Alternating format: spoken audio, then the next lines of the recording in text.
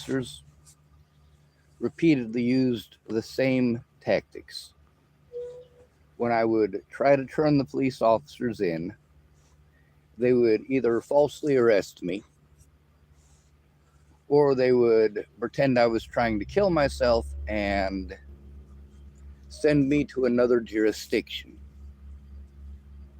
By sending me to a different jurisdiction, I am illegally prevented from turning in those officers.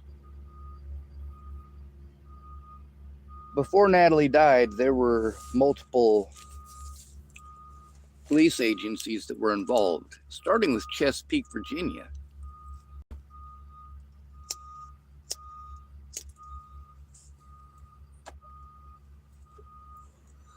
While Natalie's mother blatantly lies over and over and over again, and she's been caught lying over and over and over again, I'm still taking abuse.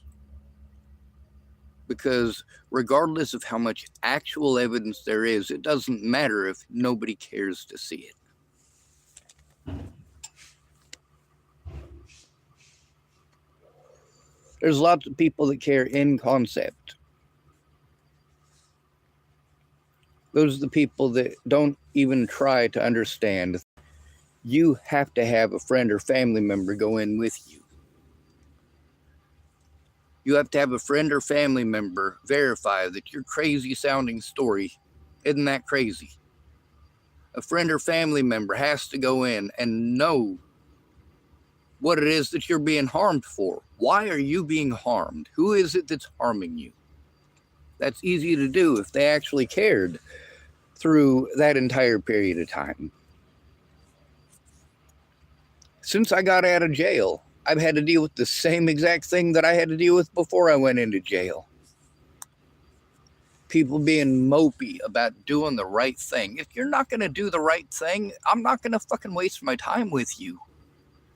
If you can't be honest with me, if I catch you lying repeatedly to me, it's going to be difficult for me to trust you. There's a reason that I don't trust anyone.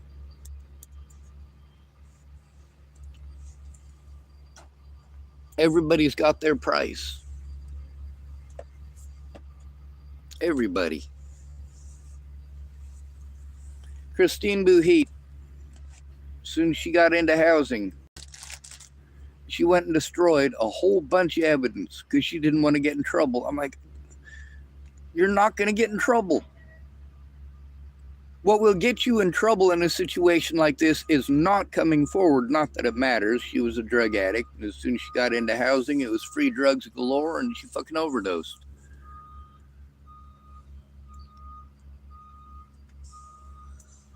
I'm told, oh, well, it's your fault that these drug addicts do these things to you. Shit, you can't throw a fucking rock in America without hitting a drug addict. The thing is, we got two types of drug addicts here. The first type is the street drug addicts that all think that their drugs should be legal and they should be allowed to do these drugs and that it doesn't affect them. And then we got the second type. These are the pharmaceutical pill poppers, the ones who go, oh, I got a prescription. Oh, this is made in a professional facility. These aren't street drugs.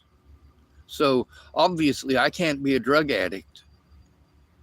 And therefore, since it's not an illegal street drug, I don't have any side effects and it doesn't affect my brain the way that the street version does. And that's not how that works at all.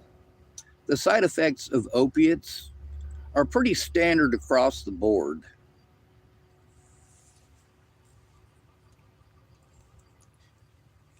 Kind of like the issues with meth addicts. Their issues are pretty universal across the board. There's different types. Not just out on the street. The government's got all sorts of pills for just about everything. Through the 1950s, 60s, and part of the 70s, methamphetamines were prescribed for just about everything.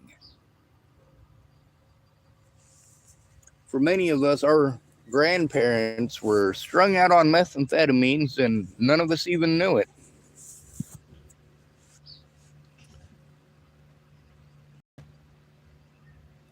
when street drugs hit the market, you get to see that it follows a government trend. You look at the 70s and you look at the drugs that came out. Why did they come out?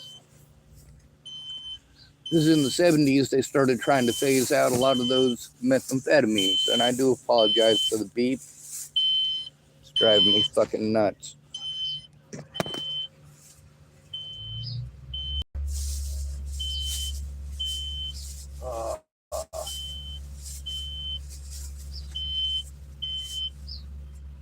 With men, we don't get the help that we need. The reason that we don't get the help that we need is because of assumptions, bias. When you see two people arguing, a man and a woman, whose fault is it? I want to bring up the point of something called the terribly ambiguous story. And the point of the story is that there's some people that get into a fight, basically. And at the end of the story, it asks you a bunch of questions about whose fault it is. And although the way that it's written, it's made so that it doesn't actually fault anybody. It doesn't actually say which one it is that committed each particular act. So at the end of the story, basically they're asking you who it is that you automatically assigned it to. That's where your bias lies. When you hear that two people, a man and a woman, were in a verbal altercation and one of them hit the other one, which one do you assign that violence to? Looks like there's some folks saying hi. Hello. I suppose I should probably tell you my channel is not for people's entertainment. I come on here as an autistic adult taking abuse here in the United States, and I post up evidence of what I'm having to go through. I make videos trying to speak about the situation and about how horribly we're treated when we're being abused, when we're being assaulted. I've got a lot of evidence, a lot of stuff from the hospitals. When you try to tell on the police, the first thing they want to do, it's kind of like when I'll use the analogy of the abusive farm husband, right? What does he do after he beats you up? You're out on a farm. You got your phone, he takes away your phone. You got your keys to your car, he takes those away too. So now you don't have the ability to contact anybody, and he's going to hold you there until your bruises are gone. While that's happening, while you're stuck, stranded 15 to 30 miles outside of town with no shoes and no keys, well, what's he going to do? He's going to go into town and tell everybody you had a mental breakdown and you don't want to talk to anybody and that you're having a psychotic episode or whatever excuse it takes. So that if you go back into town when your bruises are healed up and he lets you have the keys and your phone and maybe your shoes back, well, you're in a pretty screwed up situation and you go into town and you want to try to get some help, and everybody in town has already been told that you had a schizo episode and just didn't want to talk to anybody and whatever other stories he's decided to embellish. But it starts off with a lot of different types of abuse. One of them is social isolation. What happens when you tell on a bad cop and they falsely arrest you? Well, you're told over and over again, oh man, that's going to take forever. That's going to take forever. Oh, you just got to be patient, man. You got to be patient. No, in the amount of time that I'm having to be patient and wait on others, these people are allowed to harm me repeatedly and abuse their position of power to get away with it. Now, I can understand completely if it was somebody who was claiming that it was purple dinosaurs and friggin' magic balloons that were doing this stuff, but it's not. This is human motivations. When somebody does something wrong and they find out that they got busted doing it, yeah, of course they're going to be angry. Of course they're going to want the video down. After they've threatened to kill you over and over and over again, of course they don't want their threats against your life in court. Now we're getting to the part that gets confusing because there's a difference between the police officers taking part in the abuse and their actions and the actions of the civilians who are harming me. Police just want to look the other way and send me to mental health. That's their automatic go-to for street people. Doesn't matter if you're a man, woman, black, white, same thing. They don't want to do their jobs. They'll tell you that some mental health agency is supposed to do that for you. Some mental health agency is supposed to help you with that. Now, what do you do when the police officer that you're having to turn in to mental health, apparently? What happens when you've gone full circle and been sent right back to his department and then they send you to him? Like, let's say you're in Tacoma, Washington, and you have to turn in Officer Schneider to his superiors, and instead they transfer you to Officer Schneider himself. Or let's say you have to try to turn in the officers who claim they were taking you somewhere safe to make a report. And one of those officers is Officer Burke, and one of those officers is Officer Amanda Jonas. And the person that they assign to you over the phone. You don't know the names of the people that were there. No, you're having to work with this person on the phone, Amanda Jonas, who's going on vacation, and she'll be gone for a few days. And then when she gets back, she's going to begin an investigation against those 3 officers. And you got your friend Kayla Trujillo who's going to go in with you. And at the last moment, she's too afraid to go in, and she says, oh, well, I got my kid with me, so go in by myself. And it's not just a big surprise that the officer who's supposed to be investigating this is one of the very officers that I'm having to turn in. But there's a whole bunch of other agencies there. Wasn't that cute? And again, my friend at the very last minute, as always, wasn't there. Always some excuse not to keep her word. Always some excuse at the last minute after promising me she understands why it's important to turn in the crimes that are committed against me. She understands why it's important to do it together. But that's not what she was interested in. Like most of these folks, she was only interested in fighting with people on Facebook. That's not help.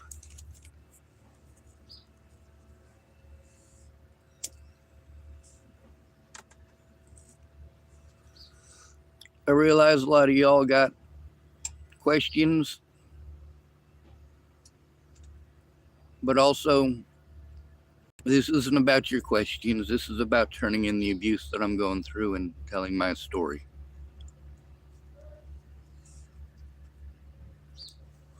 There's a lot of people who get on here and troll me, bully me, whatever. It doesn't stop me from telling the truth or showing the truth.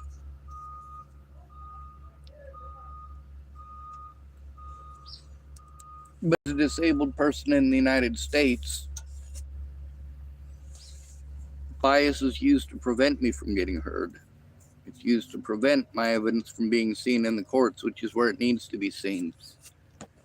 And then there's, of course, going to people for help. As a male, no, they're not going to help you. They're going to make every excuse to look the other way. As long as it's not happening to them, it's fine. But then when it happens to them, then they want help. Some of them have family that actually cares, and they get help. When they're being assaulted, when they're being stalked, when they're being harmed.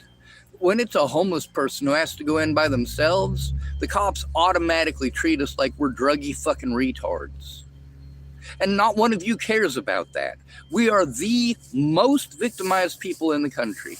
There are more hate crimes committed against the homeless than all other hate crimes combined. Well, that's actually not true, because it's not a hate crime to do those things to the homeless. It's not a hate crime to project onto somebody else if they're homeless. If your daddy beat on you, nobody cares, because you're going to go project it onto a homeless person. And if they try to turn it in, you say they're mentally ill and attacked me. I was scared. But a homeless person isn't allowed to be scared when you come down the street drunk as a skunk looking for somebody to beat on, and you're literally screaming at us that you're going to kill us. You're literally throwing things at us or brandishing weapons at us. And that's okay. Oh, it wasn't because you were drunk and looking for an excuse to be an asshole. No, it's because you were afraid of a non-legitimate threat.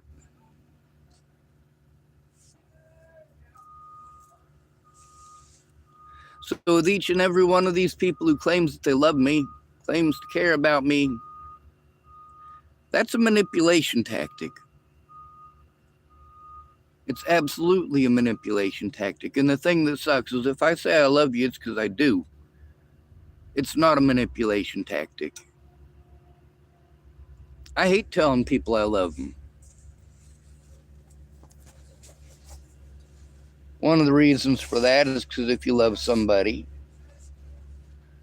some people will take complete advantage of that. Some people have been raised that's what they're supposed to do. Now, there's a difference between taking advantage of something because it's there for the specific purpose of you being able to take advantage of it. For example, let's say you lost your job and lost your house. Divorce sucks. So you don't have any food. You're looking for a job all day, filling out job applications, going to the library and filling them out online and hoping you can find some paper ones. But you need food. Now, what have you done all day? You've taken advantage of the sidewalks that are very much there for you to walk on. You've taken advantage of the library, which is very much there for you to utilize as a member of the public. The internet there as well. You've taken full advantage of those things. Now, are you taking advantage of people by taking advantage of those resources? Are you trying to harm others by utilizing those resources? And how many people have gotten on here after hating on me for being homeless and then want to be angry that I have a mobile device or a computer or that I would actually save the evidence? You know, when you've got law enforcement officers who are telling hospitals that you're schizophrenic and delusional, and the hospitals write down, well, something completely different from that.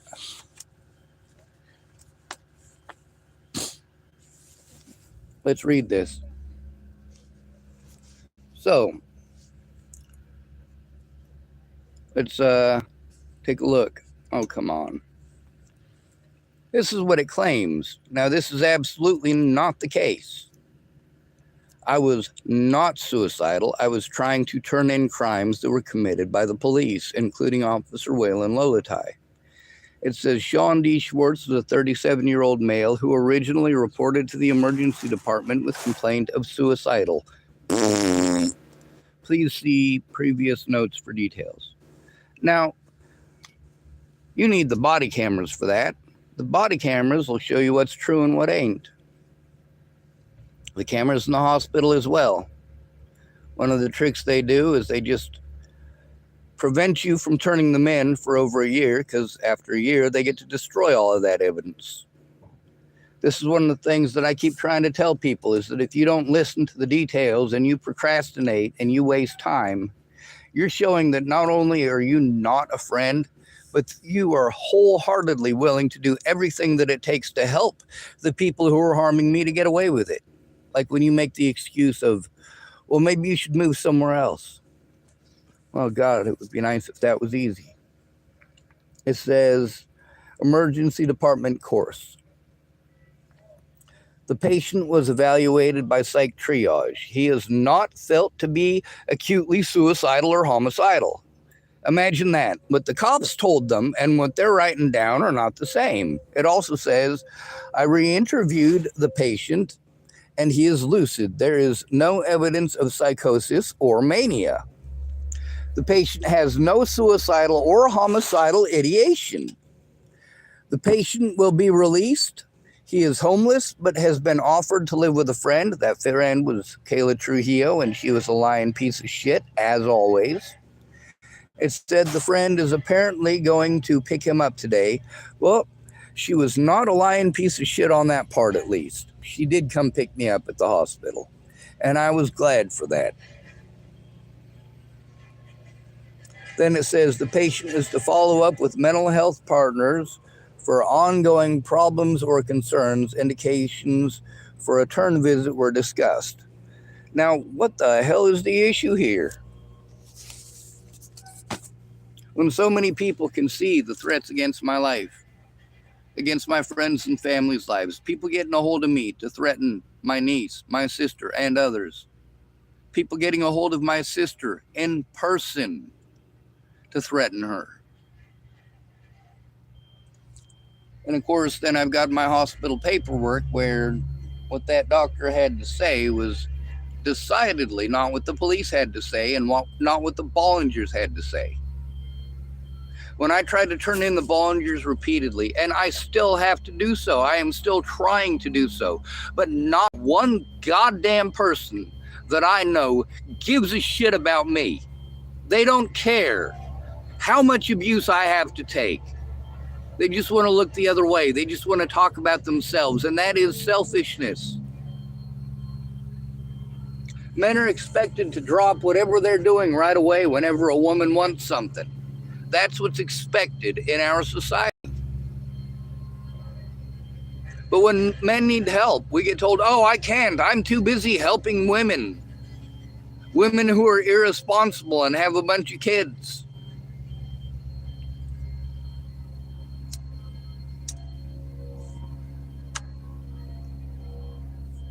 Most of the people that I know were not conceived out of love. They were conceived out of drunken horniness or drug-induced horniness.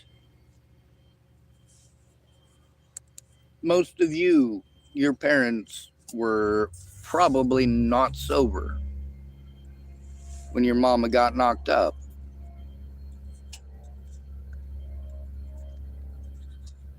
And then, of course, there's the projection. You want to project onto me that I must be schizophrenic or delusional because I'm trying to turn in a bad cop.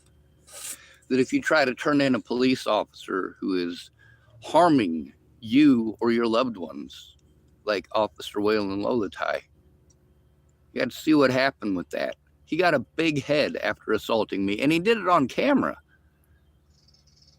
And they refused to give me his name outright. And because I had no friend or family member there. Meanwhile, that situation never would have happened if I'd have had a friend or family member that gave a shit to turn it in right away. To this day, not one person has taken any of these crimes seriously. I have to beg them for help. I have to offer them $20 an hour to do something that a friend or family member would do because they fucking care. Out of all of these people who say that they care, how many of them actually sit down with me and look at this evidence and turn it in right away? I tell you about somebody fucking breaking a protection order. What are you going to do? You're going to start telling me some story from 1978 that doesn't fucking help anybody. That's changing the subject. That is redirecting. That is not okay. That is not a friendly thing to do. That is a very horrible thing to do. That lets the person know that you just straight up don't give a fuck. How can you literally not understand that somebody telling you that they were just harmed by the person who keeps on harming them, and every single time that this happens, you want to talk about something else? No, you are intentionally changing the subject. Nobody in their right mind is going to think that that is a proper response when someone says, hey, I'm being abused. And then when it's somebody who says, oh, well, you know, I got my own disabilities, I can't help. No, you absolutely can help. You having disabilities of your own does actually help. Are you going to use your disabilities as an excuse to do jack shit? That's exactly what you're doing. And that's why when it happens to you, you're screwed too. You never fought for your rights when it happened to somebody else. Those are your rights. When you and your neighbor are both disabled, and your neighbor is getting marched over and railroaded like he's not a human being just because he's disabled, and you say nothing. And then you want to complain that nobody said anything or did anything when it happened to you.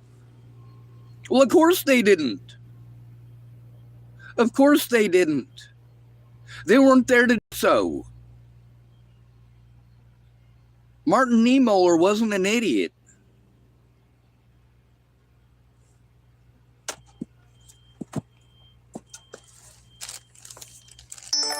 Then we've got some of the worst people that I've ever met claiming to be Christian. What? No. That's not the point. The point of the book isn't to be the most disgustingly cruel person that you can in life, and then right before you die, you pretend that you give a shit so you go to heaven. My dad was an atheist. Then he had a heart attack and saw the light.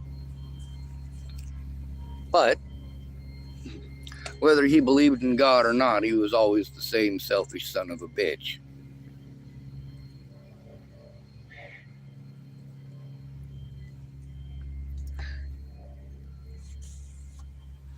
So let's take a look at the situation. This doctor here, and let's see what it says his name is.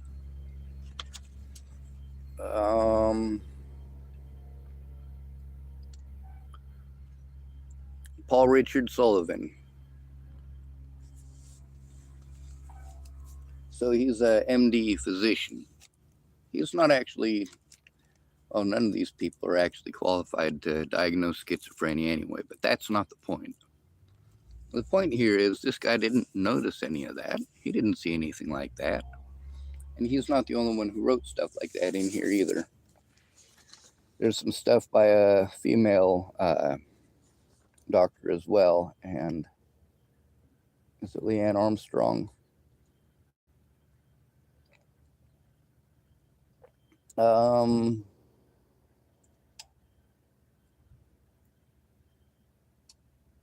Let's see.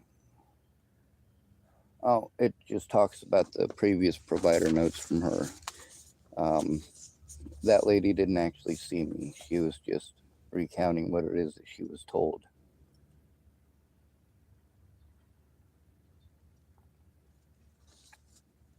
And the police outright lied about the situation, which is good because the police lied to these medical personnel, and these medical personnel wrote it down. Why is it that these police officers chose to lie to medical personnel? See, these medical personnel wrote down what it is that the police said, and the police did not tell the truth. They didn't even try to tell the truth. They made literally zero effort to tell the truth. They also knew that I was trying to turn in police officers, so they pretended that that was a schizophrenic delusion, that I am some sort of schizo nut job who believes all cops are out to get him. No, when you're homeless people are not treated well by the police. That's just a fact. And if you were so delusional that you believe that cops are like it is in Miami Vice, that's, well, like I said, that's pretty fucking delusional. I've also got stuff from Dr. Leslie Carter, who is qualified to diagnose schizophrenia. She says I'm autistic, not schizophrenic. Then she also says I have post-traumatic stress disorder. Then there's Dr. James Pekanu, who's another state forensics evaluator, and he says I am not schizophrenic or delusional, and states very clearly that I do have PTSD. And then there's, of course, Morgan Beckman, who is another state forensics evaluator, who agrees with Dr. James Pekanu. There's a lot of these, over and over and over again, showing and stating very clearly that I am neither schizophrenic nor delusional. However, when all this happened for a whole year before Natalie was killed, and As much as you want to be a jerk about it, that's not my choice or my fault. I had to try to pay people who claimed to be my friends. I had to pay them money, and in some cases drive many, many, many miles just so they could show me how to take a screenshot, and they never did. Partying was more important.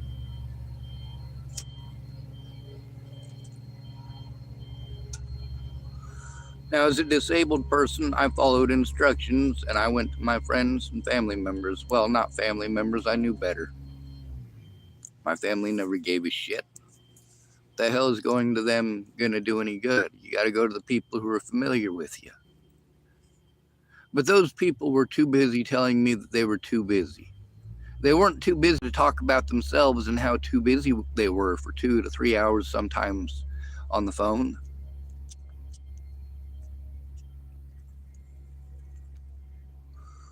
Telling me about all their personal lives and all their personal business and whatever recent excuse they're coming up with for showing you that you're not actually a friend. You're their therapist.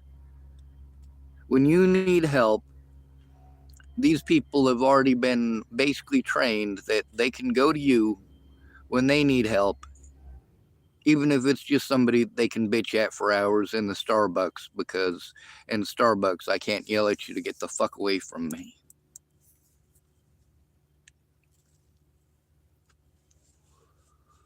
So later on, when I needed help, these people went right back into therapy mode. Oh, it's Sean, and I am comfortable telling Sean all my personal business and all of my problems and what everybody else in town is doing and saying and so on and so on. And I just don't give a shit.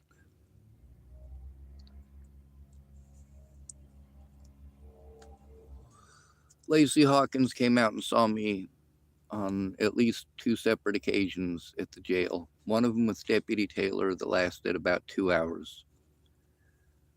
That was in, I believe, October of 2025. Or no, October of 2024.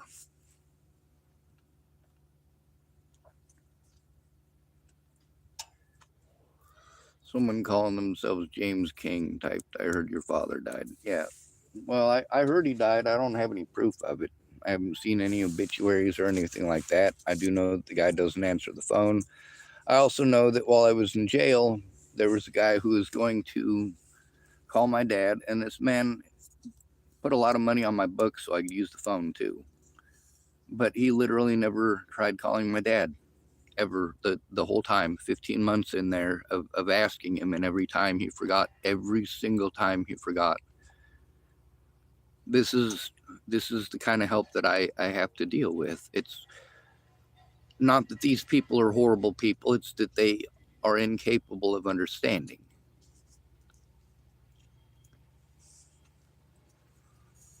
It's kind of like when you have to go to all these different services that the cops sent to for help, and they're all telling you, well, the cops have to do that. No, you're mandatory reporters. It doesn't matter who committed the crime, you're still a mandatory reporter. When a crime is committed against a vulnerable adult, you do have to turn it in right away and make a written report within 24 hours in this here state of Oregon.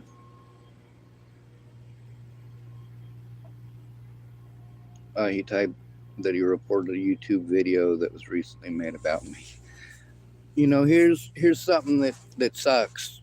They make a lot of those about me. But the thing is, they shouldn't be about me.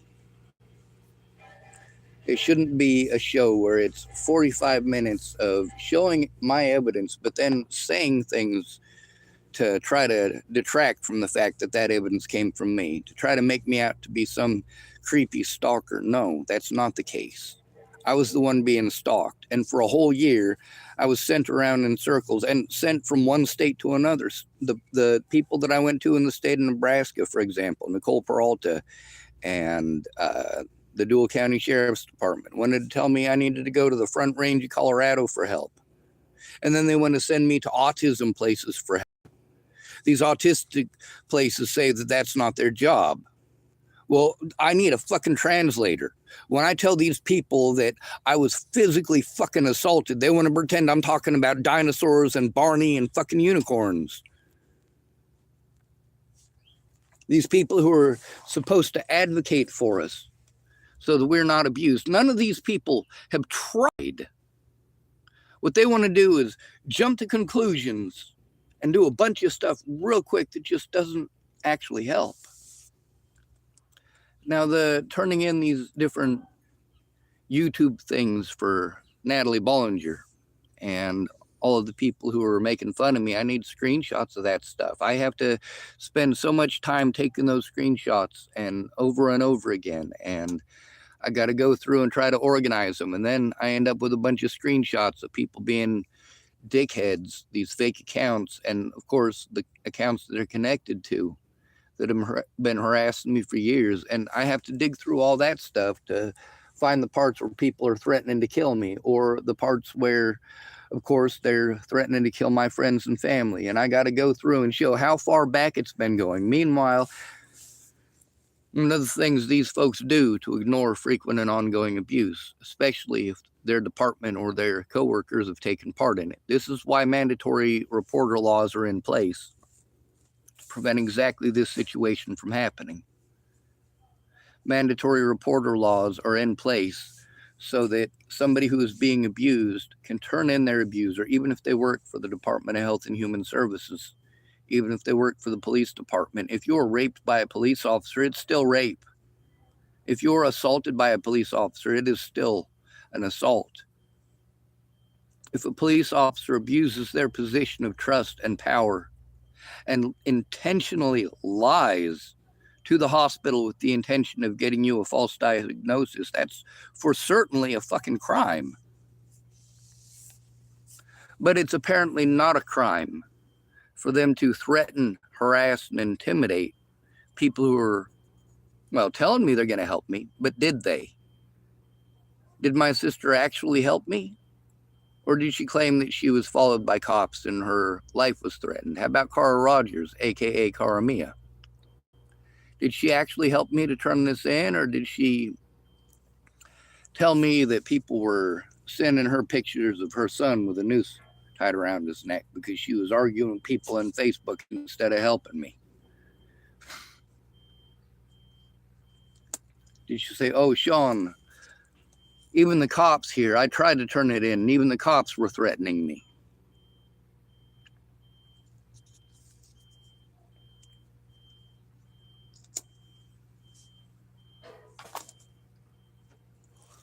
They were just playing head games. I need somebody who's going to not play fucking head games with me. I need somebody who's sober to actually care and to turn it in with me. Not just to turn it in with me, but to document the fact that they turned it in. Actually record the phone call. Record the excuses the police make when they don't want to do their jobs, because all of these are excuses. It's illegal for them to do it. It's illegal for them to refuse to do their jobs, especially for a vulnerable adult.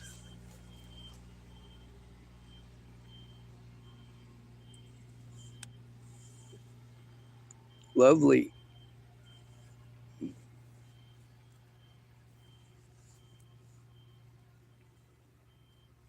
So what do we get here? Troll counts mostly. And I'm here on YouTube trying to get help after all these years, because after all these years, all I'm getting in real life is the same excuses that I get everywhere. I'm too busy, I'm too busy, I'm too busy. Oh, Sean, I'll help you, I'll help you, I'll help you. Oh, you just have to be patient, you just have to be patient, you just have to be patient, you just have to be patient. Take it down now! A lot of these folks whose faces and voices are on my channel, they want to try to compare the situation with my face all over the place over shit I didn't do, with their face being up, showing that they were complacent and lazy and didn't do what friends would do. They didn't come forward right away. They didn't come forward about any of the mistakes that they made. And that right there is most of these people's motives for not coming forward. They didn't want to get in trouble for being shitty friends.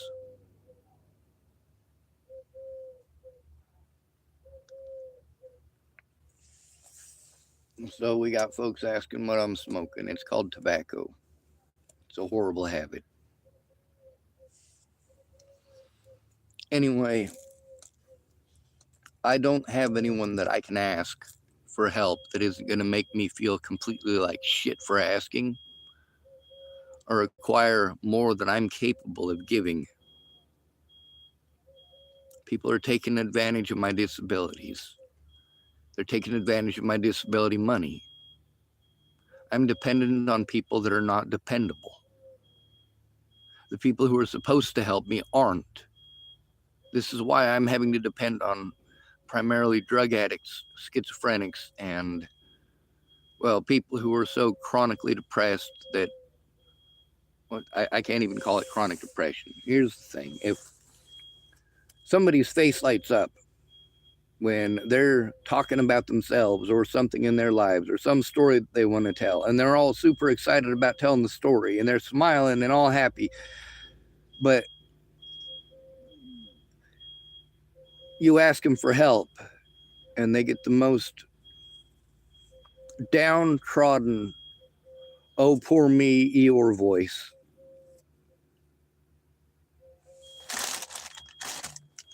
No, they don't care that you're being harmed. They don't care to take a look. They want a friend to talk to. These are people who are lonely. Many of these people have the same issue with schizophrenics that I do. You don't get to have a decent conversation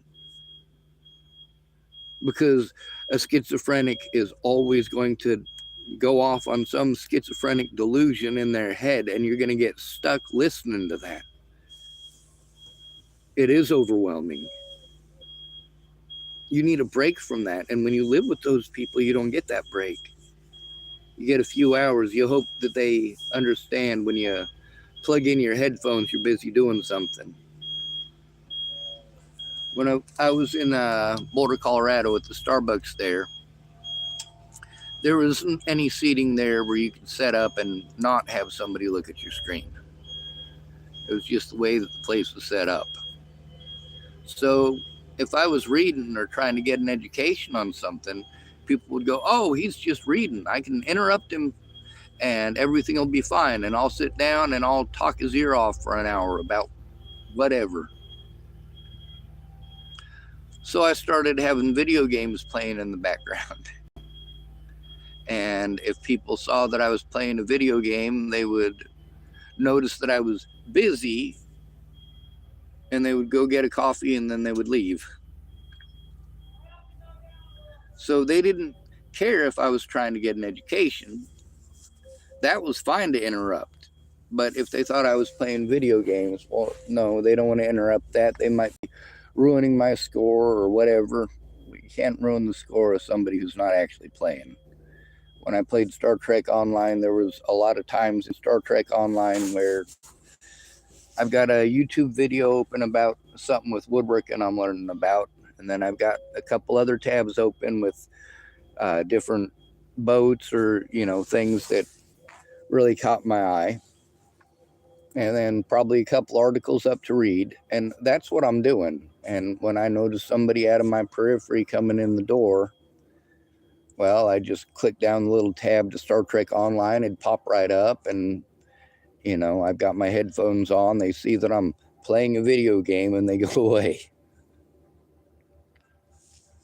Anyway, I'm going to end this video. I have to continue trying to find someone to make the calls with me because I'm still getting blown off. None of these people are actually making the calls with me. They're not finding out enough about what's going on because they're all stuck in their own heads, doing their own thing. And the problem is that you guys believe that the government is supposed to help us. The government's going to help us. The government doesn't help us unless a friend or family member cares enough to know what the fuck is going on.